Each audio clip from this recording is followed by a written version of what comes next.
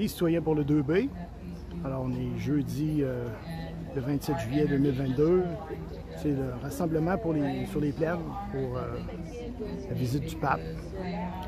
Puis, bon, il commence à y avoir un peu de monde. Là. Il est autour de 2 heures l'après-midi.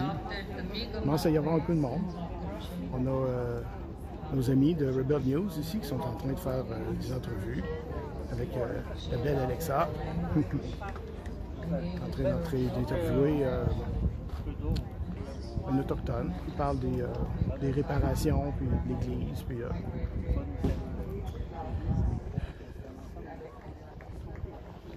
c'est ça, c'est très calme sur le site.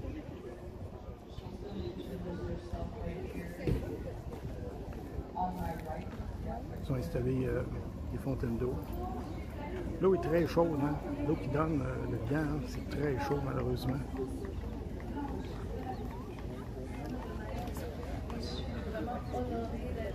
Le service de police qui est là. Là ici, ben, il y a un chemin.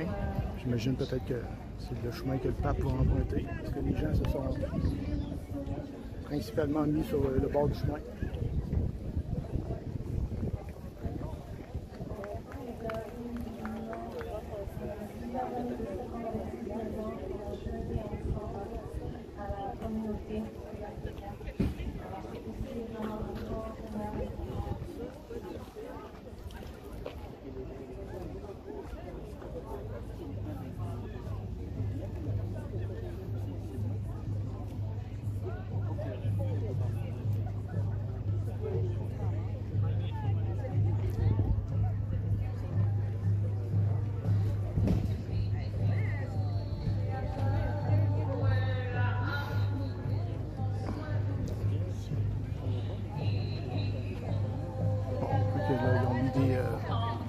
Un groupe autochtone qui fait de la musique là, sur la scène.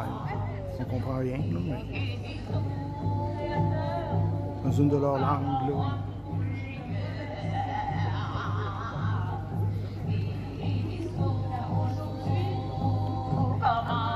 Très très belle température.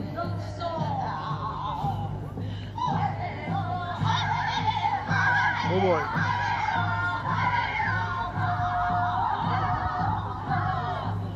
Je sais pas s'il y en a une qui fait une crise de folie ou une crise d'hystérie là, sur scène, mais bon.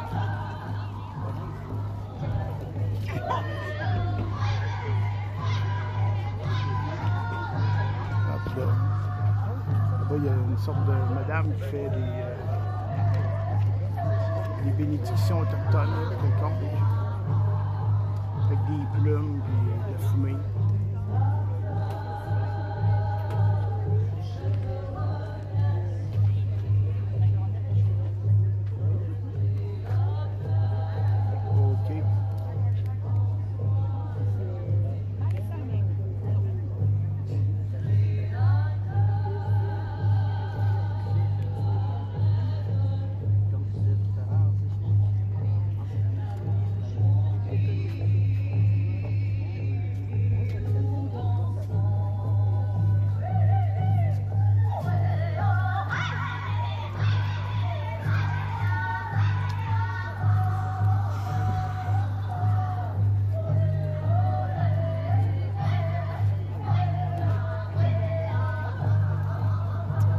C'est ça, alors je vais vous revenir un peu plus tard.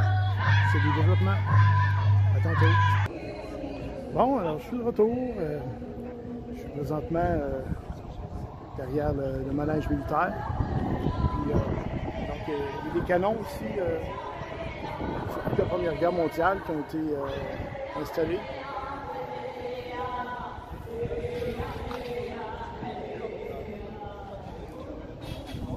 Donc, un canon capturé par le 22e bataillon, 5e brigade d'infanterie canadien lors de l'offensive des 100 jours au Pas-de-Calais en France.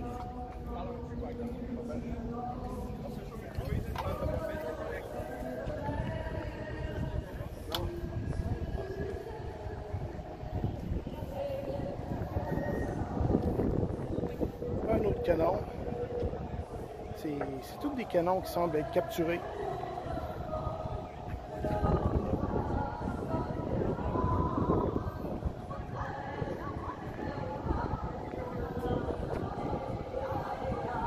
canon du même calibre.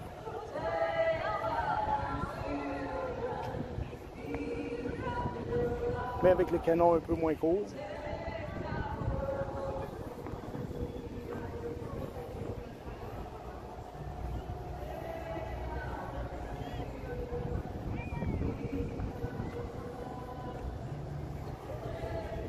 Ah, c'est des belles pièces. Celui-là ici semble particulièrement intéressant. Canon capturé par le 42e bataillon le 28 août 1918, donc la Première Guerre mondiale. Lors de la bataille d'Arras, Pas-de-Calais, France, les artilleurs allemands avaient fait éclater la gueule du canon avant qu'il soit pris par le 42e bataillon, le rendant inutilisable. Ouais. I like the bed. Tell us no.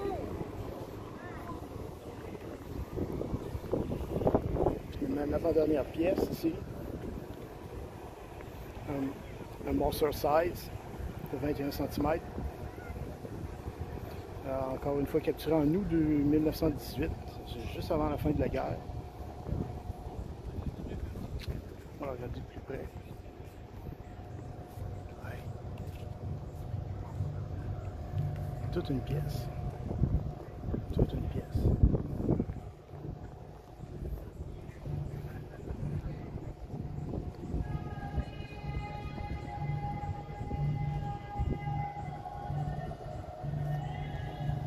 Ça a vraiment de l'air d'être des pièces originales.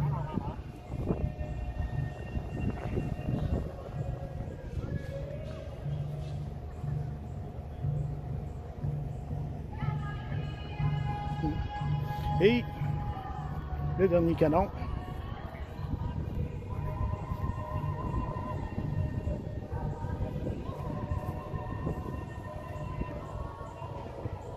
Même un morceau de bois ici, ça a l'air vraiment ancien.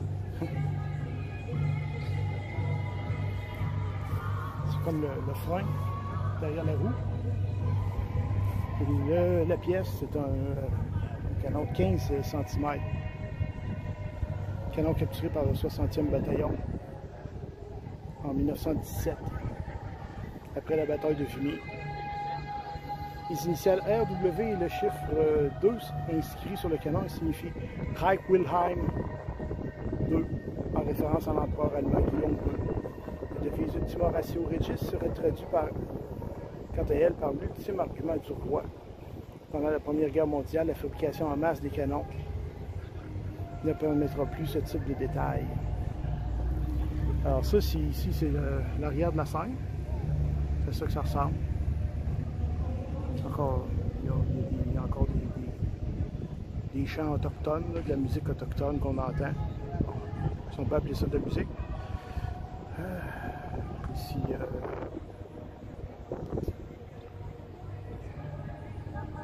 des employés du gouvernement qui semblent être prêts pour la bataille. Ils semblent prêts au combat, eux autres.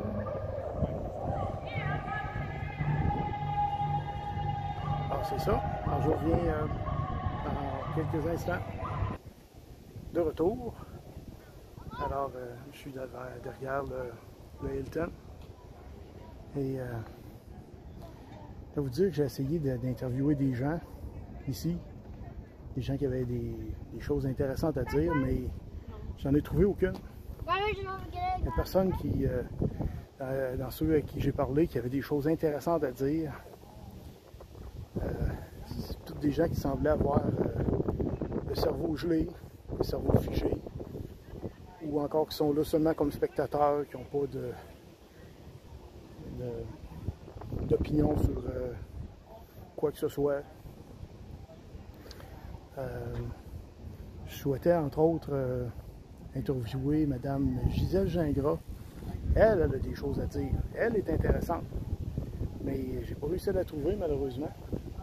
Je suis arrivé à 1h moins 1 à Fontaine de Tourny. Puis notre rendez-vous c'était entre midi et 1h. Donc je n'ai pas réussi à la trouver malheureusement. Il y a des employés de la ville qui m'ont dit qu'ils l'ont vue. Alors je suis en train de continuer à la chercher. Et je vais essayer de la trouver. On va avoir une entrevue intéressante avec elle. Alors, je reviens. À bientôt. Bon, alors j'ai capté des paroles de policiers à côté de qui je suis passé. Puis ils ont dit que le cortège, le défilé, puis le pape allait passer ici, là, sur Grande Allée, dans une demi-heure. Alors, j'ai considéré peut-être la possibilité de rester jusqu'à ce moment-là. Je vous reviens. Alors, il est 2h45 et je suis sur Grande Allée et je suis ici avec monsieur et madame. C'est quoi vos prénoms? Laurent et Lise. D'accord. Je voudrais vous poser des questions, Laurent et Lise. Vous savez, le catholicisme a eu beaucoup d'impact sur notre société au Québec. Hein? Puis avant 1991, il y avait ce qu'on appelait l'Ancien Code civil du Québec.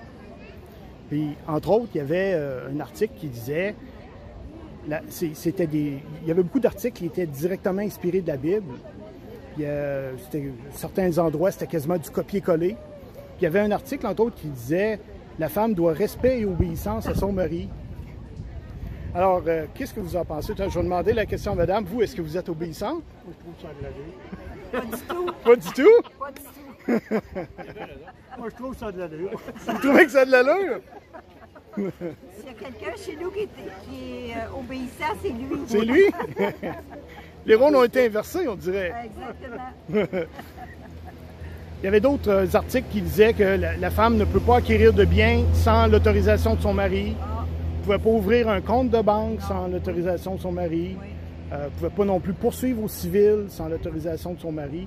Est-ce que vous pensez que ça a comme retardé le développement de la société québécoise? C'est sûr, c'est sûr. On Ouais. s'est battu pour ça. Puis non, maintenant c'est changé. Oui. On a notre place. Puis, en Amérique du Nord, ça a été au Québec que les femmes ont obtenu le droit de vote en dernier, en 1940. Vous, est-ce que vous avez des gens dans votre famille? Je pose juste des questions, madame, je me suis ça date. Il y a des gens Dans notre famille. Oui, dans votre famille qui, justement, ont vécu des choses particulières concernant le fait que les femmes ne pouvaient pas voter. Dans ma grand-mère, moi, elle n'avait pas le droit de voter. Quand Ouais. elle a eu le droit de voter, c'était le grand-père qui décidait pour qui voter. Pour qu'ils votaient. Oui. La femme suivait, prenait la Oui, même oui. décision. Bon. Alors, les choses ont bien changé. Oui. pour le mieux. Je vous remercie. Au revoir. Bon. Les citoyens pour le 2B, on est de retour. Alors, on est avec Gabriel et Isatis. D'accord. Donc, les questions que j'avais à vous poser aujourd'hui, comme vous savez, le catholicisme a beaucoup influencé notre société au Québec. Tout le monde est au courant de ça. Puis avant 1991, on avait ce qu'on appelait, avant le Code civil de 91, on avait l'Ancien Code civil. Puis dans l'Ancien Code civil, il y a beaucoup d'articles qui étaient directement inspirés de la Bible, qui étaient en fait du copier-coller avec la Bible. Puis il y avait un article, entre autres, qui disait « La femme doit respect et obéissance à son mari ». Alors, qu'est-ce que vous pensez de ça? Vous, madame, par exemple, est-ce que vous êtes obéissante? Oh là là!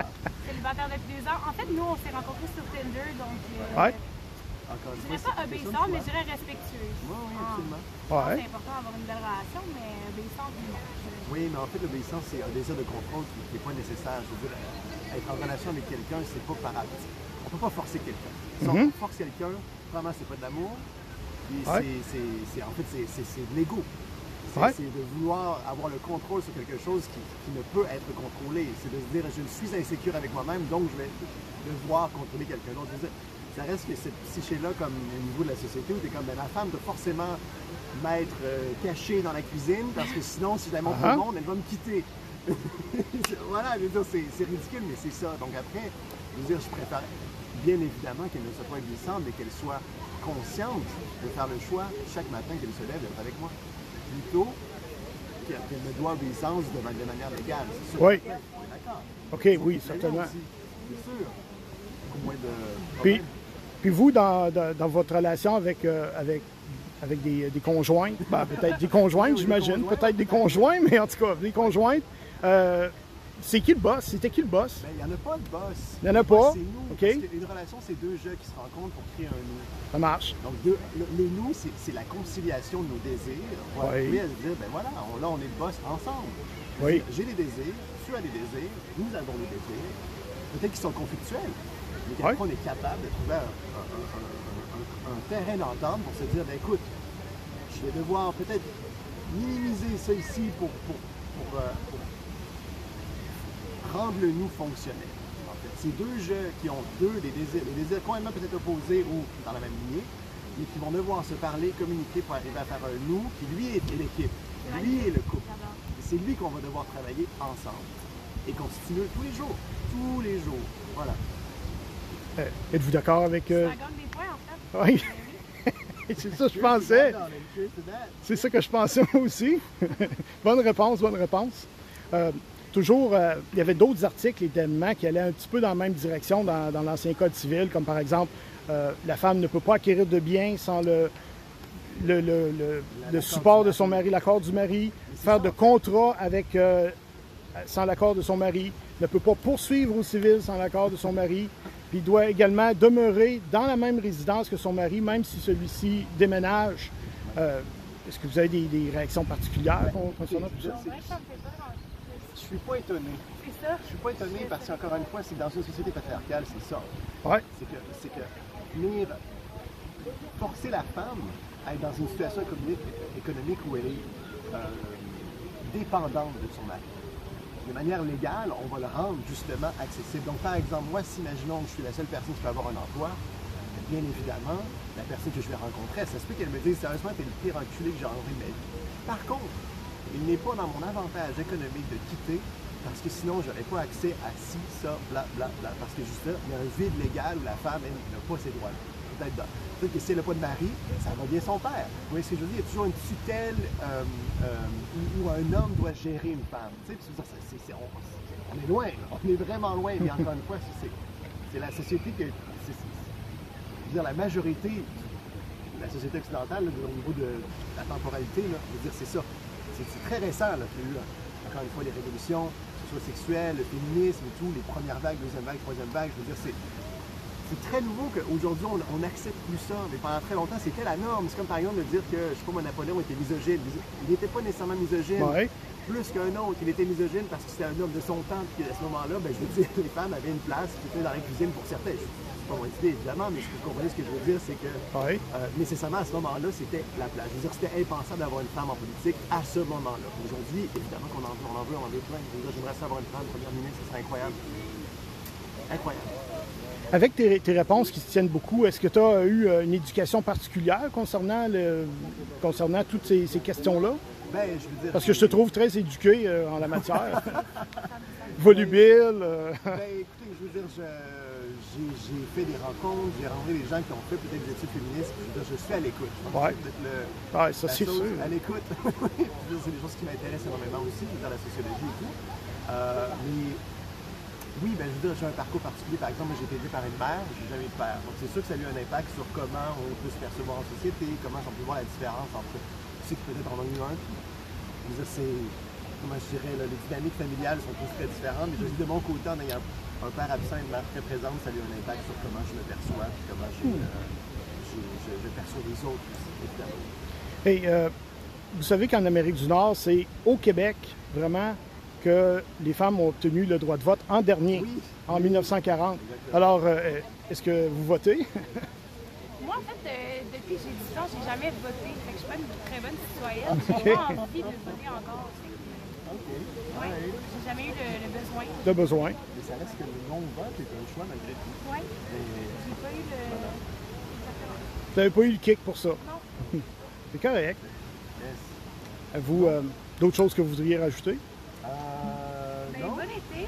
Oui, bon été. Bon c'est été à tout le ça, monde. Oui, puis si vous avez du vin, ouvrez la bouteille, puis commencez à boire ça. Là, parce que En cachette. Puis, au pub, c'est correct. Je veux dire, on comprend que c'est une institution millénaire là, qui a commis des atrocités, mais ça reste que pour beaucoup de gens, c'est un point de repère qui fait du bien, qui réchauffe le cœur. Je pense qu'il faut nuancer la chose.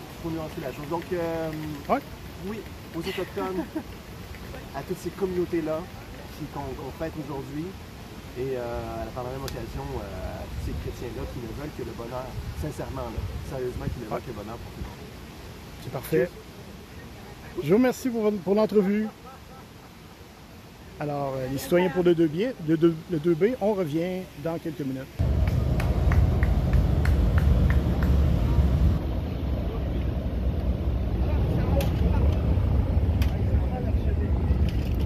Vous pouvez me tenir la caméra juste le temps que je monte?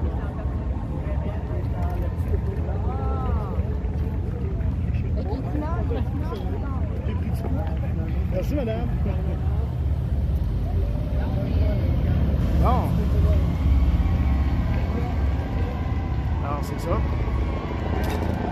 Alors, il y a un défilé ici qui vient de commencer sans que je me m'attende trop.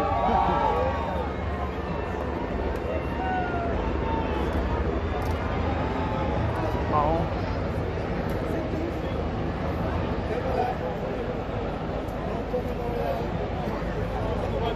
Et donc, il y a un défilé de véhicules officiels ici qui est en train de se passer. Évidemment, ben, à moins qu'il y ait une plaque mobile, là, les gens ne sauront pas vraiment, pour des raisons de sécurité, dans quel véhicule le pape va se trouver. Hein?